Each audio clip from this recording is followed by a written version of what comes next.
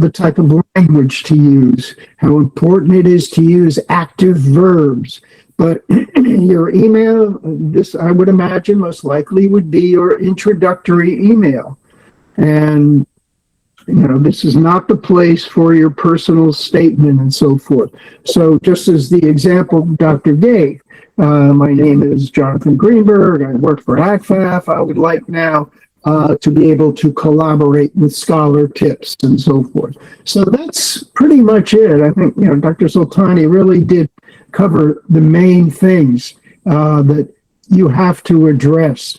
But, as I said, you're most likely used to writing casual emails using the language of texting and so forth, that you just have to keep in mind who you are addressing. This is professional. That's the important thing. And as I mentioned yesterday, we used to send portfolios to admissions officers and doing what we're talking about now. Just give us a first read. Let us know what you think. And if, I'd be reading an application from a student with poor grammar, misspellings, things like that, that, as we say, raises the red flag. So it's incumbent upon you, crucial, as this is your first introduction to the university, to a department, that you make a good first impression. And that's key. And that's why I think we are addressing this issue of how to write an email. So I thank you. Exactly. Very, very important points. Maybe you also can share specifically your experience. I believe you every day receive a couple of emails from students looking for funding. I mean, usually based on what you try to reply, sometimes if you find red flags, what you will think about that person, and will you still reply, or those things will kind of avoid you to reply? I would think in your first introduction, that to me, that is not the time where you want to go into your whole family background with financial problems. I would state I am very interested in applying to a university, specifically the computer science department. And I would like as much information as you could provide me regarding the requisite background that I should have, coursework, and so forth. At some point, you can raise the issue. Additionally, I am hoping there will be some funding provided by the university. But again, this is an introductory email. This is, not your personal statement and requests that we will be getting to. So again, to me, that's very important. As Jonathan said, that you should provide some necessary information when you are writing the email about your topic, that the person should understand what you're writing for, and also do not make it so long. So that is also important. So now if anybody has questions, you can write, you can ask, so me or Jonathan will answer. One thing, let me just quickly add, we've talked about introducing yourself, introducing your email. There's also the ending where you want to take that moment and say, thank you for your consideration, your time. I look forward to hearing back from you. Just a way to wrap it up. So, okay. Exactly. That closing is really important. Maybe I missed that one, that you say thanks in advance. I really appreciate. I am really looking forward to have your assistance or something like that. Yeah, those things are important also. Yeah. Okay. So, Husnia Hussaini, go ahead. Good evening, everyone. Thank you so much for explaining everything perfectly. Thank you, Mr. Sultani and Mr. Jonathan. I've got a question regarding the first part of the email. And Mr. Jonathan explained that the using the word of dear is somehow casual. So what is the alternative for this word and how we can write professionally for the first part of the email in particular? So it's, again, the audio is somewhat.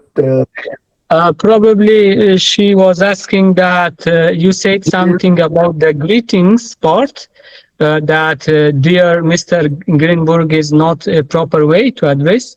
What is the alternative? I mean, the professional way to start the greeting. Well, I think saying, dear Professor, Smith, or even hello, Mr. Smith, or simply the name. Just Exactly. Professor Smith, comma. My name is Jonathan Greenberg, and so forth. So the dear is not really crucial. In fact, you may want to stay away from it, frankly. By just putting that person's name and title, whether it's Mr. or Professor, that's fine. Yeah, maybe the dear, I don't know, what do you think, Alim? Is dear too cordial? Yeah, this is kind of a tradition, actually. As you said, probably it is not necessary, but it become kind of a tradition that people start with dear. Yeah. It's not, as we say, the expression, it's not a deal breaker. If you start, dear Professor so-and-so, this person is not going to say, oh, that's terrible. I'm not going to accept this person. It's custom, and I'm sure they see this all the time. So don't hesitate to use it if that's what you're comfortable with. Okay, good. Don't say dearest. That's if you're writing your mother, dear or dearest sir. I've gotten emails like that, and it's that doesn't sit well with a professor. That simply states this person is not comfortable with the formalities of the English language. Okay. Anything else you want to add? Go to it. All right. We have another person going to ask question, Najiba Ihsas. Yes, hello, dear Professor. I hope you're all fine and doing well. Yes, I have a question related to writing email.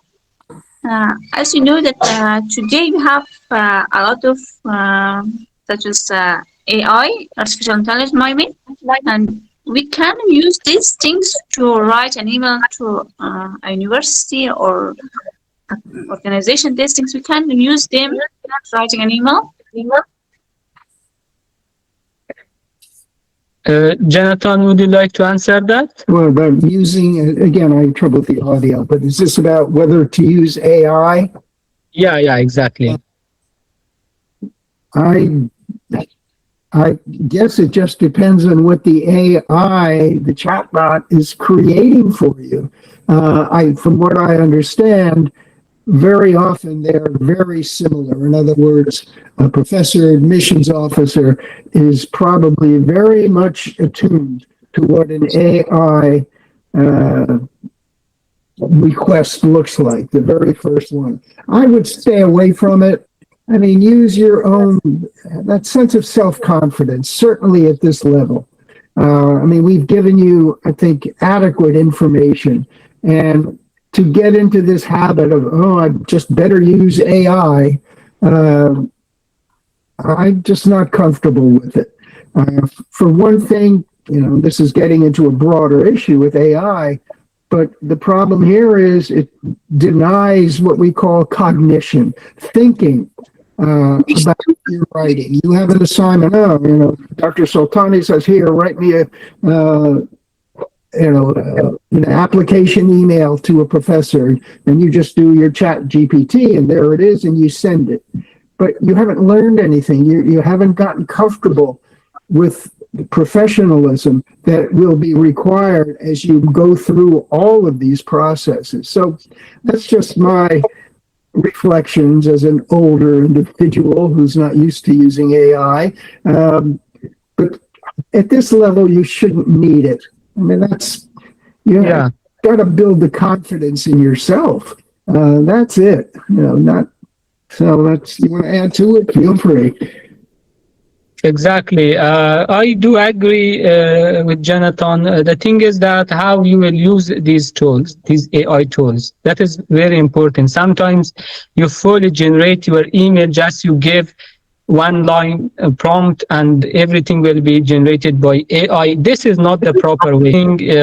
You will not have confidence on yourself even writing a simple email.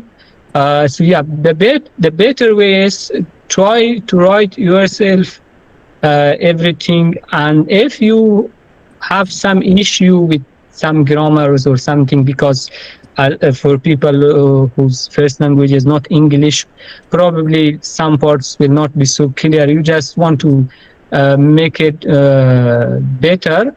So maybe you can use that, but yeah, never use like fully.